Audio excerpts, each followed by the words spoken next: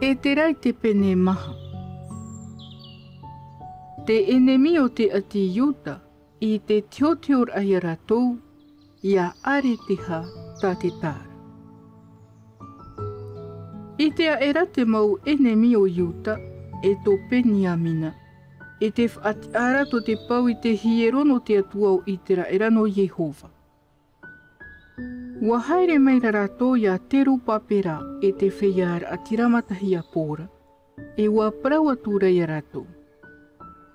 E rawe atua tātou i te nana o hipa, te imi atua nei ho i mātou i tō oto atua, mai a oto atuana.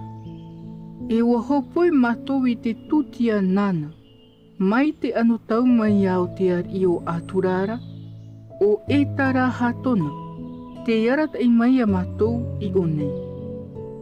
Ua prau aturara te rupa pera, e o ietua, e te maura atira matahia po atua o itera erara. Ai tā o tō i o nei, ia whaati ai te whare o te atua.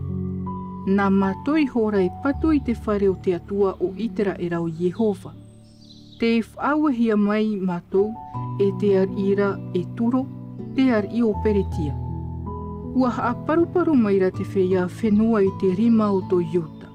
E ua whaahepo i ara tō i te patura. E ua tāra hua tuho i te whea parau e patoi. Ia ore ia tupu tora tō hina aro. E hope roa e rato te ar i o peretia ano tau tō turo.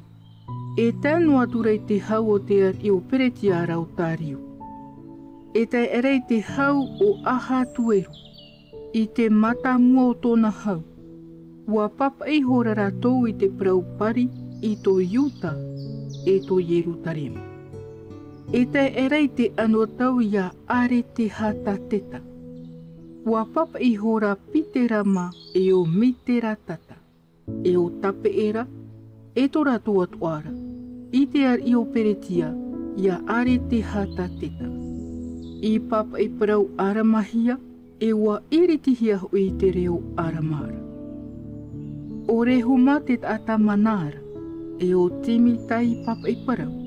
O te papa i te ho e reta i te parir ai a Jerutarema, i te ar ira ia are te hata teta, i nā ohia tau aretara. Ua papa i hora te tata manara o rehuma, e o timi tai papa i parau e tō rato atuara, tō tina, tō awhara tā teha, tō tare pera, tō awhareta, tō arehewa, tō papuronia, e tō tutaneta, e tō te hawa, e tō erama.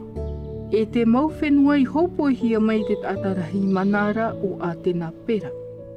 E waha aparahi roto i te mau oire i tamaria, e tō teie pai pape, e te tau mau i papa i hiaira. Teie te huru o tau aretara tā rato i hapono atu i ana i te ar ira ia are te hata teta.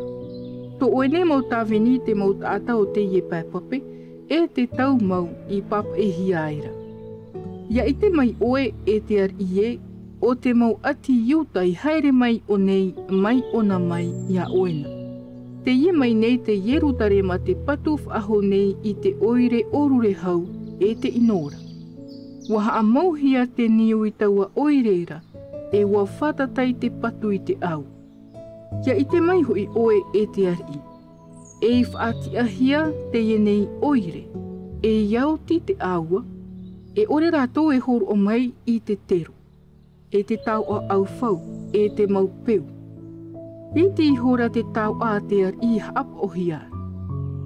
E te ienei, no ona mai, no te whare o te ar i rato mātou mai tei i te noa ara. E ore hoi e ti eia mātou ia hi ono atu i te ar i te tūhai ar ahia. I hapono atu ai mātou i te ienei prau e wha ite. E ia imihia i roto i te prau papei ato mo metua.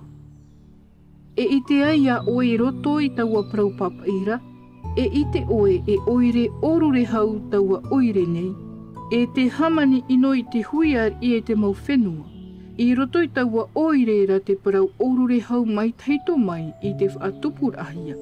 Nori rahu i paua i taua oire nei. Te wha i te ni mātou i te ar i e ia whaati awha ahohia te nei oire, e ia o tif aho te patu, aore roa o oe tuf a i te ine pai pape. Ua hapono o era te ar i te reta e moto ir atu, i ta te ata manara i ta rehuma, e ta timi tai papa i parau. E tō ratoa tuai parhei tamaria, e tō te whea i te rapai papera. Iaurana, e te taumau i papa e hiara. Te reta i hapono hia mai o tō ia mātou nei, wau ti te iritihia, e wa tai o hia mai iau nei. E wa whaawea ane iau e wa imihia, e wa ite aho i e oire hautite e ne oire mai taito mai, i te mawar i, e wa whaatupuhia te hautia te amu i parau ino rai roto i taua oireera. E ar i mana ana a tō Yerutarema, e te rato te hau e tēnu aturei te teipai pope i te mo whenua atua. E wa hor o hia te tero, e te tau o au whau, e te mau peu atu ara, ia rato. E te nana, e wha i te haere i te ture, e wha ia taua maut atana, e i hataua oirera i patu whaho hia, e ia te atona te teiture no o nei atu ia une. E te nana whaai toito e rawe i taua praune e i haia ore, a ino hoi te hui ar ira. E ia tai o hia te reta te ar ira a are te hata teta, i te aro o rehuma, e timi tai papa i parau, e tō rato atuara, haere e tai tātura ratou i Yerutarema, i te mo ati i utara, e waf a ore aturei ta ratou patur ama te puai e te mana. Ore a e rata wa ohipai te whare o te atua i Yerutaremara. Ore roa e rei tēnu aturei te matahiti piti, i te hau o te ar i o peretiara o Tariu.